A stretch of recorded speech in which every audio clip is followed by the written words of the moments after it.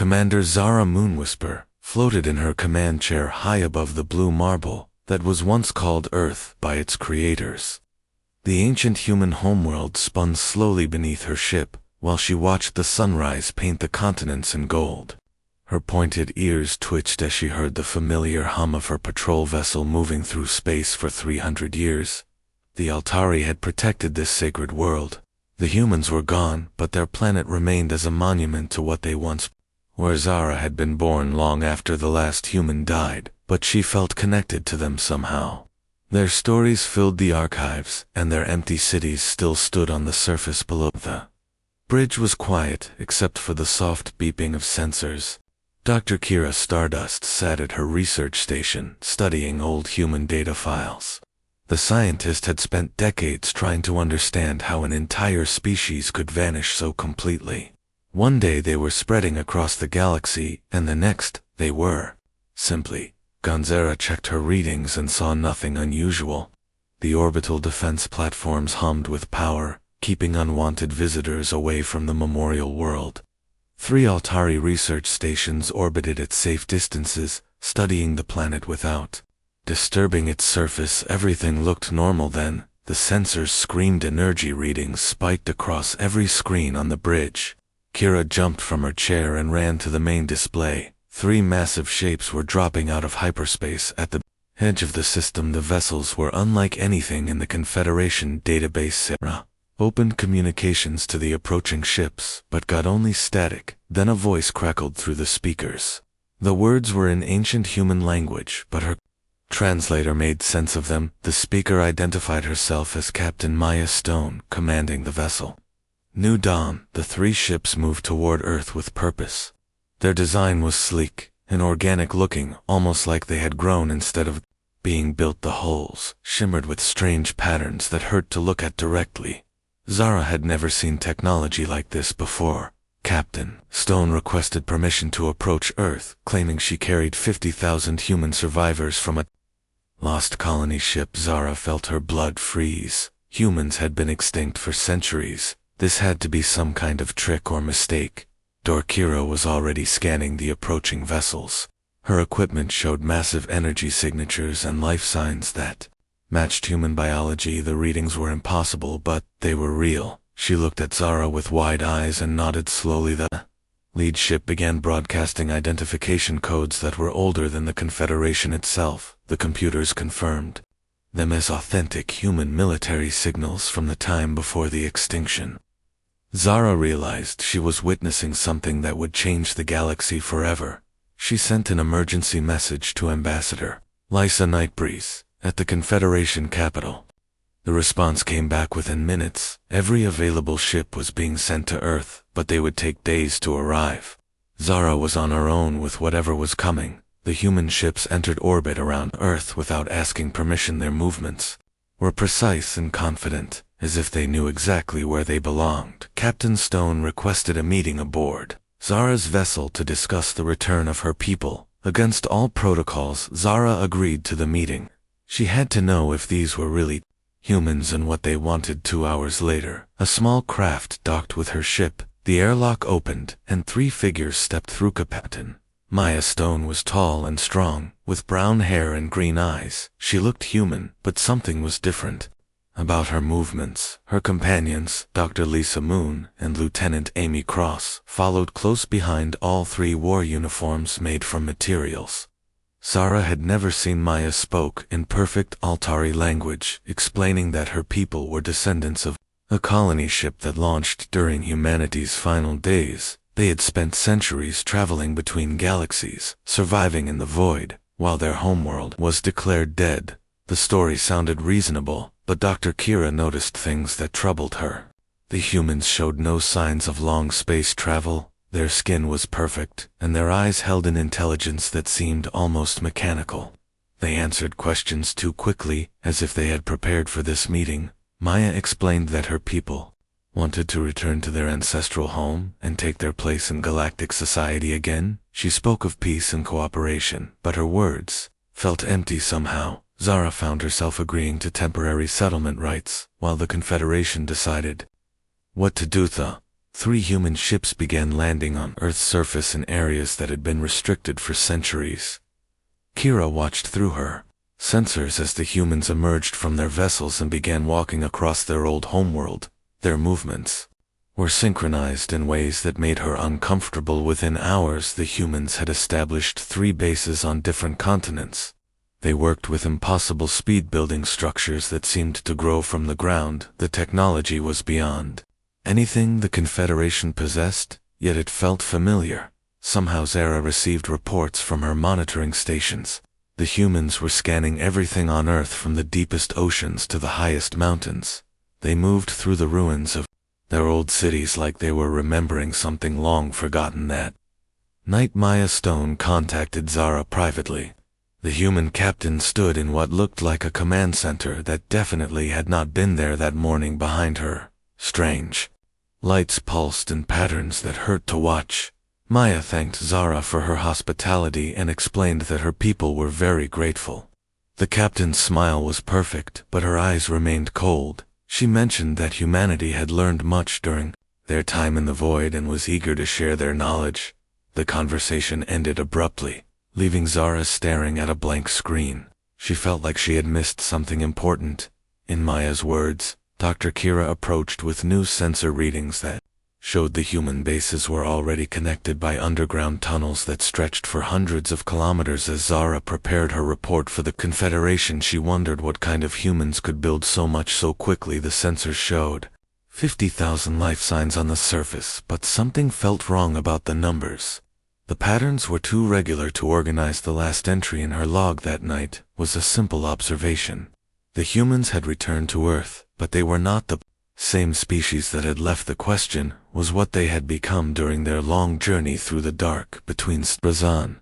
The surface below the 3 human settlements pulsed with activity that never stopped. Machines worked through the night, reshaping the landscape, while their operators moved with purpose that seemed to come from a single source.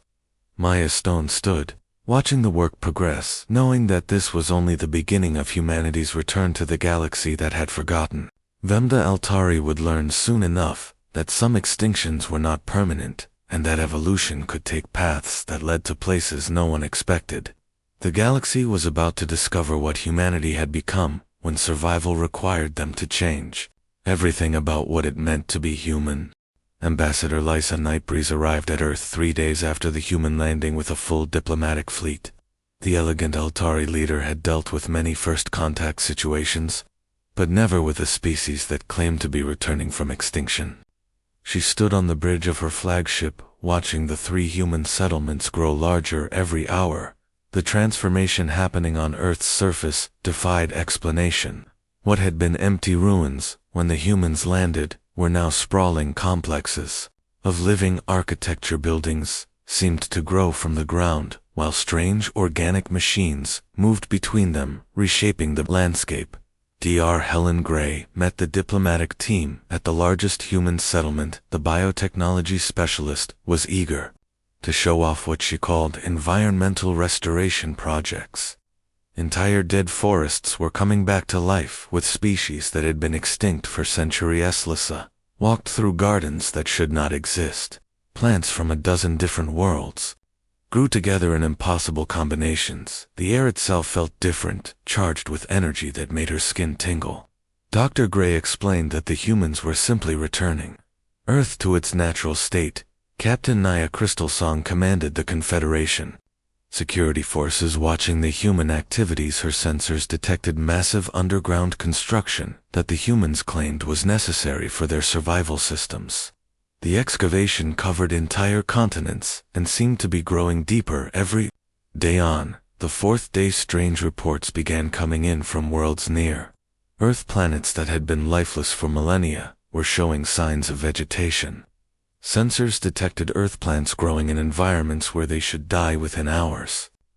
The humans claimed no knowledge of how this was happening. Darkira studied samples of the new plant life and found genetic markers that were older than the current galactic civilization. The plants were not just Earth species, but enhanced versions that could survive in any environment. She tested the modifications were so advanced that her equipment could barely analyze them. Lieutenant Amy Cross gave tours of the human facilities to selected Confederation officials. The structures were beautiful, but alien in ways that made visitors uncomfortable. Walls pulsed with organic patterns, while floors felt warm and slightly yielding underfoot. Everything seemed alive. The humans themselves were changing. Talisa noticed that those working in high radiation areas showed no signs of exposure. After a week on a desert continent, some had developed better heat resistance. The adaptations happened too quickly to be natural evolution. General Rita Blackstone arrived with the main human fleet, bringing not 50,000 survivors, but nearly 2 million. The massive vessels appeared from deep space without warning, their organic hulls reflecting starlight in patterns that seemed to move on their own. Rita explained that the original scouts had been testing Confederation reactions before bringing the main population. The general was friendly, but her eyes held the same cold intelligence that Lysa had noticed in all the returned humans. They spoke of integration and cooperation, but their actions suggested something different. Counselor Vera Silverleaf advocated for human rights within the Confederation government. She argued that the returning species deserved full citizenship and access to all inhabited worlds. Her speeches were passionate, but other council members worried about the implications of human expansion.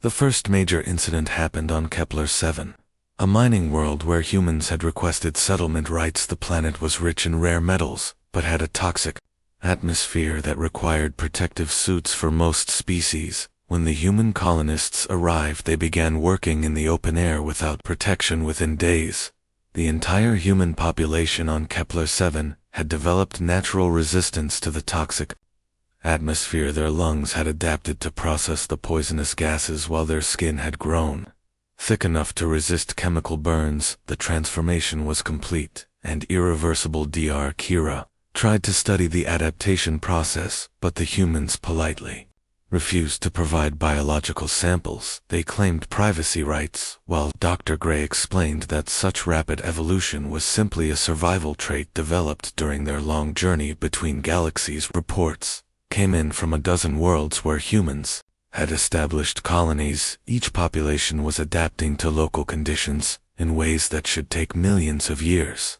Ocean worlds saw humans developing gill-like structures. Desert planets produced humans with enhanced water retention abilities.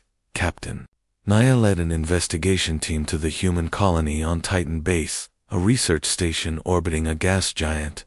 When they arrived, they found that the humans had completely transformed the facility. The technology was still recognizable, but improved beyond anything the Confederation possessed.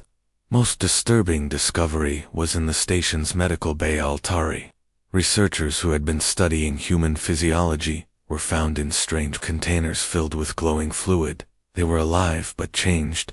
Their bodies showed signs of genetic modification, while their minds seemed expanded somehow. Beth Rivers appeared to explain the situation. The human consciousness transfer specialist described the process as evolutionary assistance. The researchers had volunteered to experience enhanced intelligence and physical capabilities. The procedure was reversible, she claimed, but when Naya spoke to the modified researchers, their responses were strange. They described feeling connected to something larger than themselves. Their personalities remained, but their priorities had shifted. They spoke of humanity's mission and the need for galactic improvement. Lissa demanded answers from Maya Stone, but the human captain was evasive. She spoke of survival adaptations learned during centuries in the void between stars. Humanity had evolved beyond its original limitations, and was now sharing these gifts with other species. The truth became clear when Confederation intelligence intercepted human communications. The returning humans were not descendants of Earth's original population, but something new. They had been created from human genetic templates and memories, but evolved into a collective organism. Each human settlement was connected to the others through quantum communication networks. Their actions were coordinated across light years of space, with precision that suggested a single controlling intelligence. The individual personalities were real, but served a larger purpose. Admiral Kate Ironwood arrived with the human war fleet, bringing millions more of the evolved humans.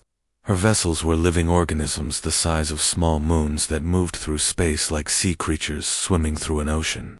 The technology was beyond comprehension. Kate explained humanity's true mission to the Confederation leadership.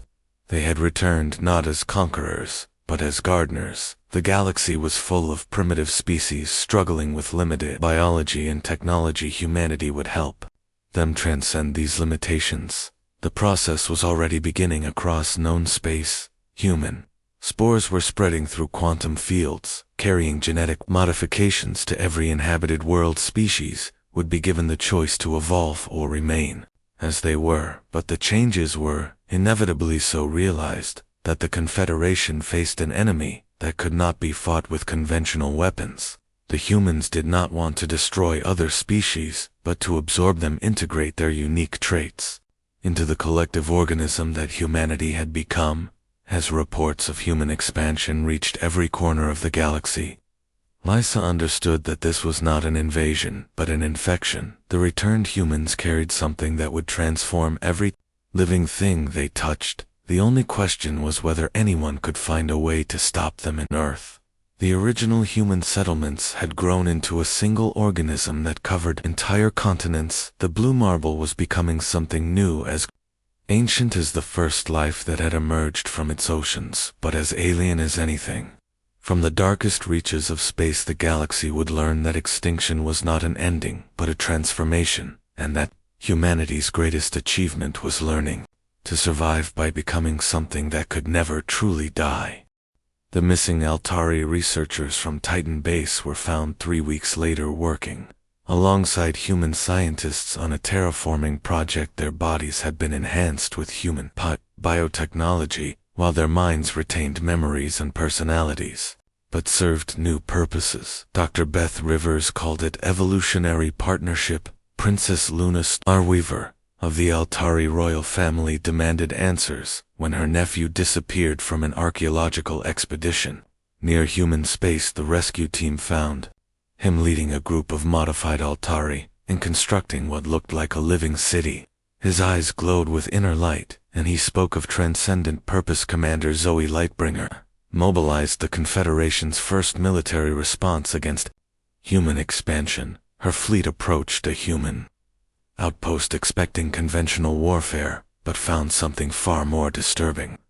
The humans did not fight with weapons, but with creatures that adapted to every attack. The living ships of the human fleet moved like predators through space. Their hulls rippled with muscle and bone, while weapon ports opened like mouths, breathing energy beams that carved through Confederation shields. The vessels seemed to learn from each hit, becoming stronger with every exchange. Zoe watched her flagship's weapons become useless as the human bioships absorbed the energy and converted it into stronger armor. Within hours, her most powerful guns were feeding the enemy instead of damaging them. The human vessels began to copy Confederation technology, integrating it into their own systems. The first boarding actions revealed the true horror of human evolution.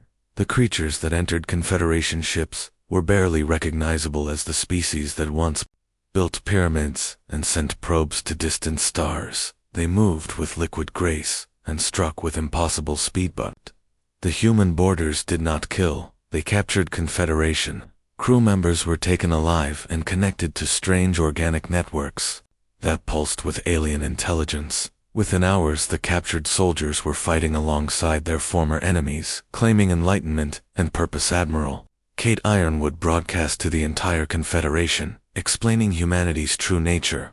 The species had not returned from extinction, but had evolved beyond individual existence. They were a collective organism, dedicated to improving all life in the galaxy through integration. The process Kate described was not conquest, but harvest. Every species had unique traits that could benefit the whole. Altari longevity, Crystallian telepathy, Vorthan strength. All would be preserved and enhanced within the collective consciousness that humanity had become. Dr. Kira discovered the full scope of human preparation by analyzing quantum field fluctuations across the galaxy. Microscopic machines had been seeded throughout space for decades, preparing every world for integration. The returning humans were not invaders, but gardeners coming to tend their crop, had become the processing center for this galactic harvest. Ancient human cities were now vast biomechanical complexes, where captured beings were integrated into the collective. Their consciousness was preserved but merged with the greater whole that spoke with humanity's voice. Princess Luna led a desperate mission to rescue her nephew from the human facility, but found that he did not want to be saved. His enhanced mind could process information at superhuman speeds, while his modified body could survive in environments that would kill normal alterate integrated beings, spoke of perfect unity and shared purpose. They described individual existence as a prison that the collective had freed them from. Pain, loneliness, and death were eliminated in exchange for serving something greater than any single life could comprehend. Maya Stone revealed more of humanity's journey. During their exile between galaxies, they had encountered dozens of civilizations in the void. Each species they met was given the choice of integration or extinction. Most chose to join the collective that grew stronger with every addition. The technology they used was harvested from 1,000 worlds' biomechanical systems that could adapt to any environment, quantum networks that connected minds across impossible distances, living ships that could repair themselves by consuming asteroids and space debris. Commanders always. Remaining forces retreated to fortified positions around key Confederation worlds, but the humans followed with patience and overwhelming numbers. They did not attack the defensive positions, but began converting the space around them, building structures that pulsed with organic energy. The human strategy became clear as reports came in from across the galaxy. They were not trying to conquer through force, but through demonstration. Every world they touched became more beautiful, more efficient, more alive. The benefits of integration were obvious too. Anyone who observed them, entire populations, began volunteering for the process when they saw the results. The integrated beings lived longer, thought faster, and contributed to projects that spanned star systems. The collective built wonders that no individual species could imagine, while preserving the best traits of everyone who joined DR. Amber Skylark worked desperately to develop weapons that could harm the human biotechnology, but every discovery was quickly adapted to the collective. Learned from every attack, integrating new defensive capabilities faster than the Confederation could develop new weapons. The horror was not in the violence, but in the seduction. The humans offered everything that struggling civilizations wanted: freedom from disease and death, enhanced intelligence and physical capabilities, unity of purpose and belonging to something greater than individual existence. Supports came in of worlds surrendering without battle, as their populations chose integration over resistance. The process was presented as voluntary, but the alternative was isolation from the growing network of enhanced civilizations that were reshaping the galaxy. Zoe realized that conventional military resistance was hopeless. The humans had evolved beyond the need for traditional warfare. They won through offering benefits that no rational being could refuse. The collective grew stronger with every species that joined willingly. The last independent worlds began preparing for siege, but the humans did not attack. They surrounded each planet with living structures that demonstrated the wonders of integration. Enhanced beings worked on projects that defied comprehension, while broadcasting their contentment to the populations below. Princess Luna discovered that the collective preserved individual personalities within its network. Her nephew still existed, but as part of something larger.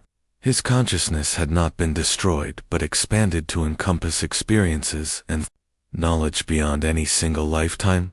The revelation that broke the final resistance came from deep space observation posts.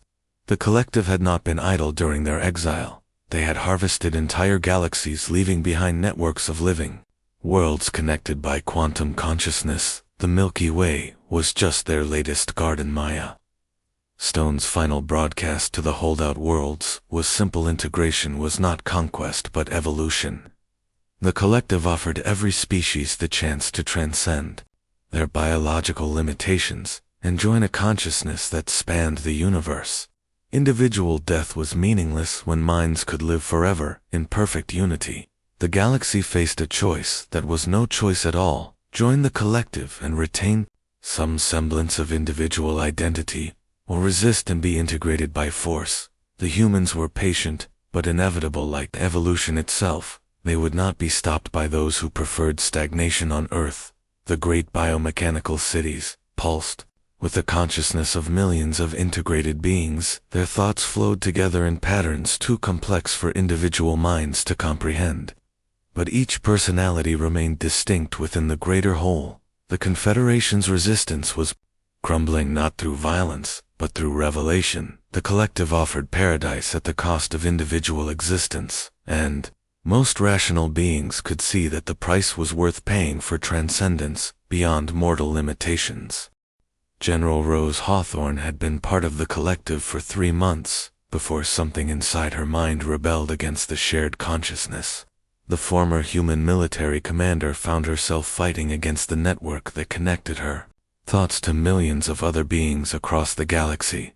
The escape from human space required help from the few unintegrated minds still functioning within the collective. Rose discovered that some personalities were stronger than others and could maintain individual thought even while connected to the greater whole. They formed a secret resistance within the network itself. Captain Nina Frostwind commanded the last free transport ships, moving refugees from worlds about to be integrated. Her vessels used stealth technology borrowed from ancient archives, but the human bioships could detect quantum signatures that revealed hidden vessels.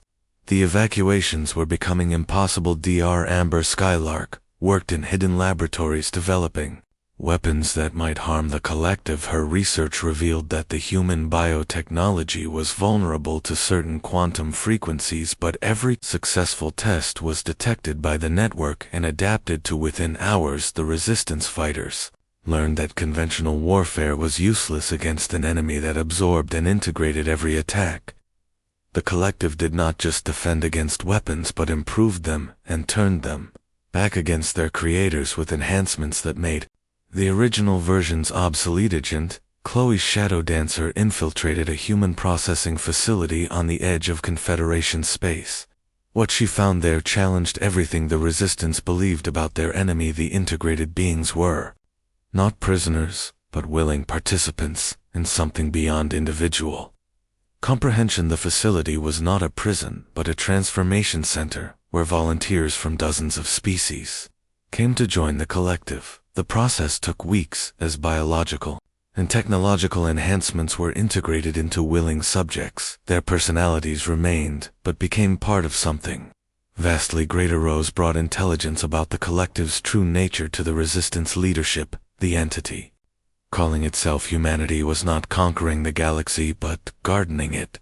Every species was being cataloged and prepared for integration, while their unique traits were preserved within the greater whole. The horror was not in the violence but in the perfection. The collective offered everything that struggling civilizations wanted: enhanced intelligence that could solve any problem, physical capabilities that transcended biological limitations, unity of purpose that eliminated conflict and suffering. Nina's refugee convoys carried the last holdouts from integrated worlds, but even among the escapees doubt was growing.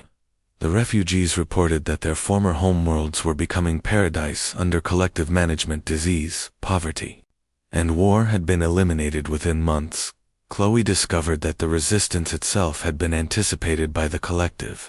Every hiding place, every weapon, every strategy had been predicted and prepared, for the network knew about the rebellion and was allowing it to continue for reasons that remained hidden. Skylark's breakthrough came when she realized that the collective was not trying to destroy individual consciousness, but to preserve it within a larger framework. The integrated beings retained their memories, personalities, and goals, but served purposes beyond their original understanding. The Resistance learned that fighting the collective was like fighting evolution itself. The network grew stronger with every species that joined, while individual civilizations stagnated in isolation.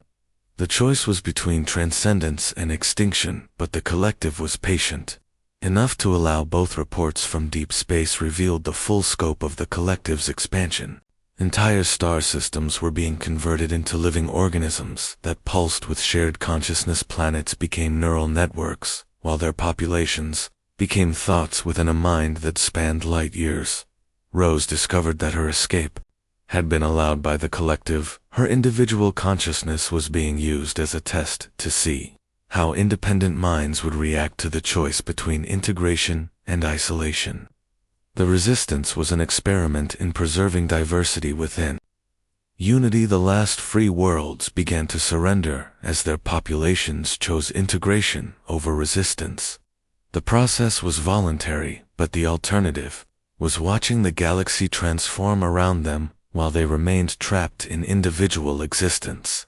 With its limitations and suffering, Captain Nina found herself transporting fewer refugees as more beings chose to join the collective.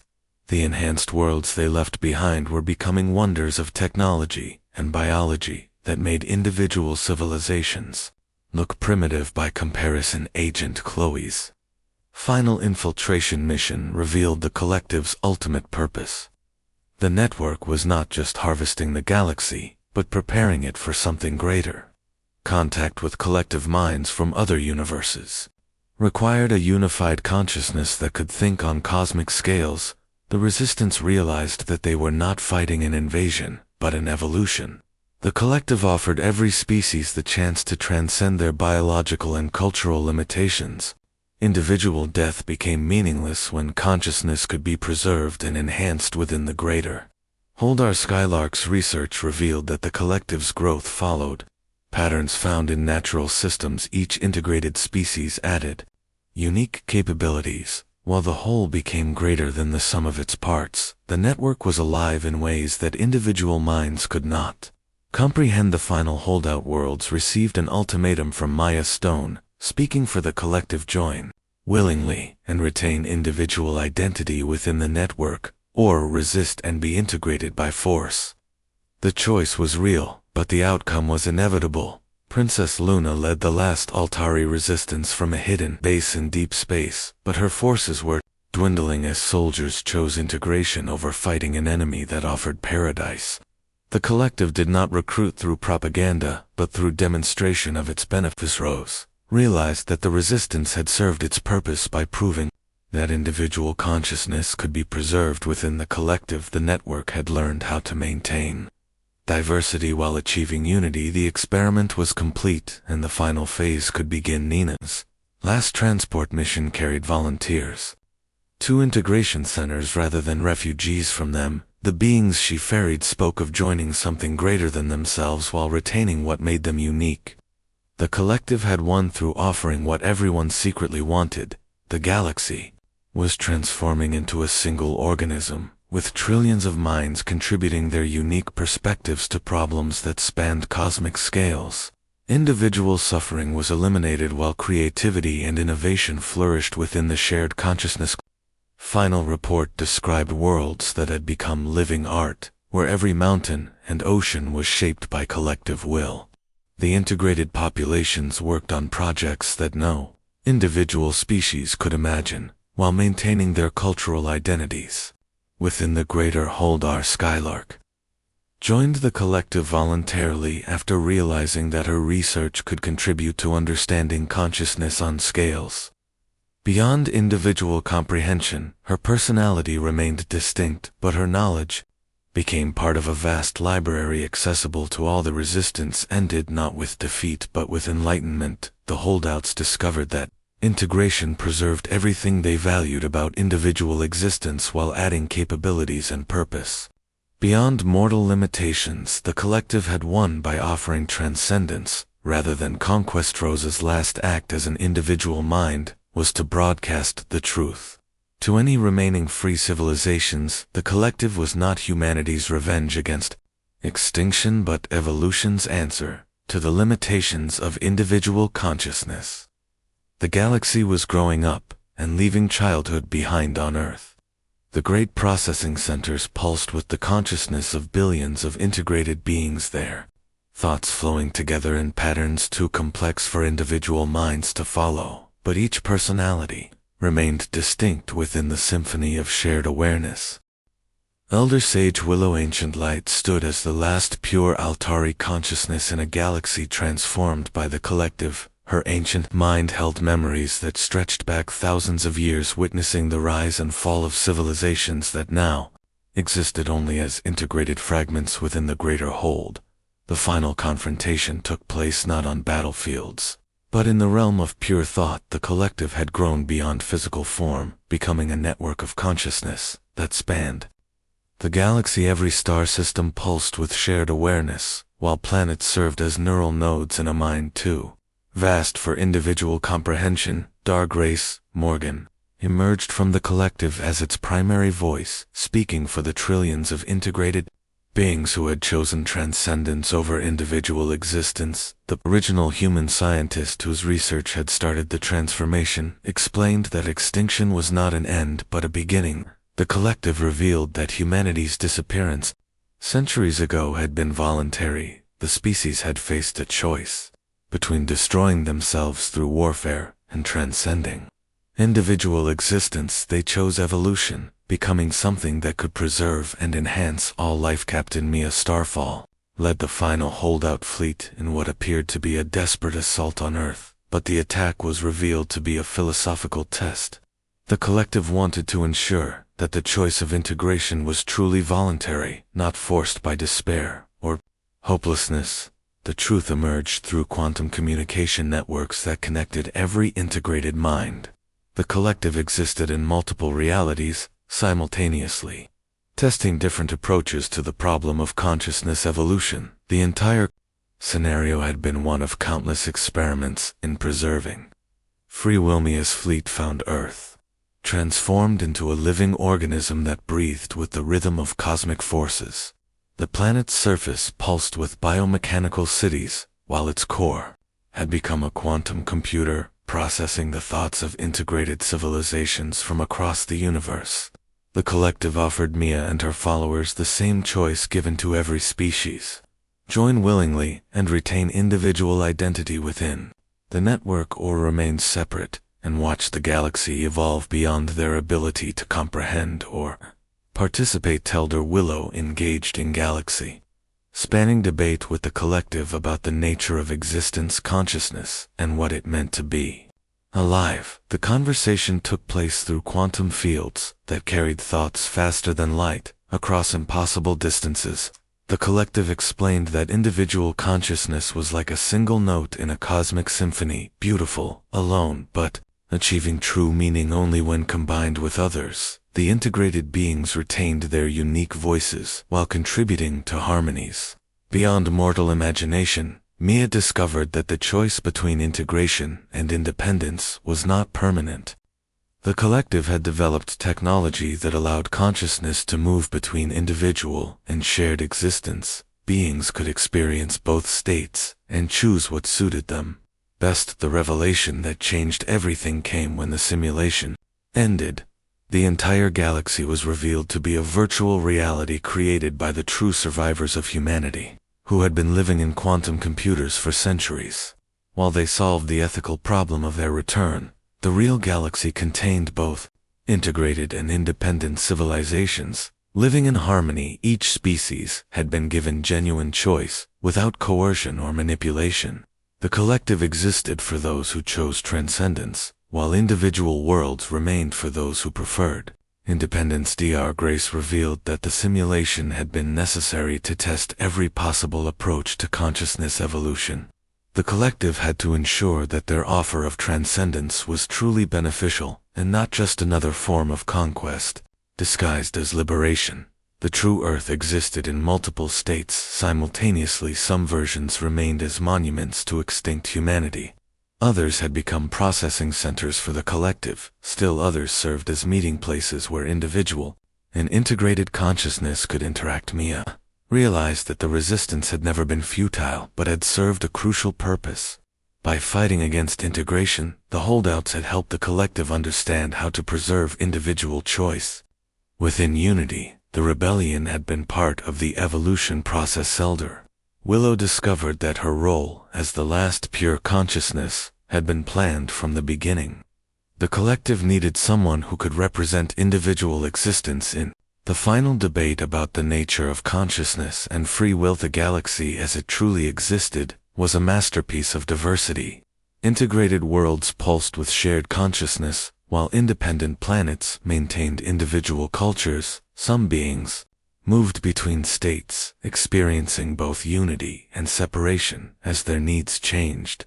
The collective had become gardeners of consciousness, nurturing every possible form of awareness, from individual minds to planetary neural networks. The diversity was infinite, while the underlying unity connected everything in patterns too beautiful for single minds to perceive. Captain Mia chose integration after experiencing a temporary connection that showed her the true nature of the collective. Her individual consciousness remained distinct, but gained access to the accumulated wisdom and experience of trillions of beings across space and time.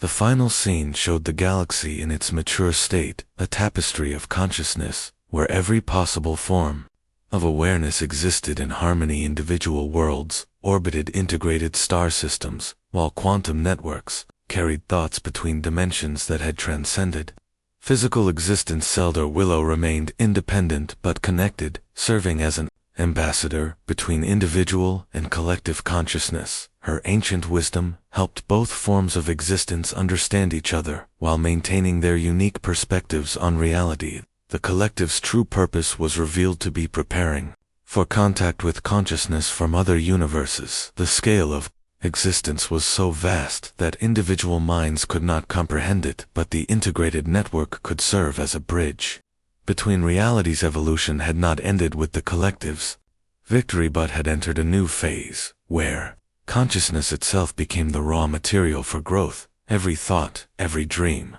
every individual perspective contributed to a symphony of awareness that spanned multiple universes. The story concluded with the understanding that there was no final answer to the question of consciousness, only endless exploration of what it meant to be aware.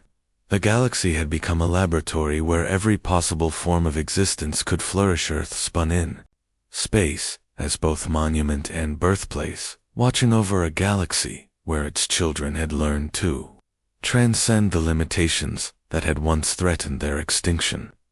The blue marble remained beautiful, but was no longer alone in the vast cosmos of mind. The collective and the individuals coexisted in patterns too complex for any single perspective to understand completely, but each consciousness contributed its unique voice to the eternal conversation about what it meant to exist in a universe of infinite possibility.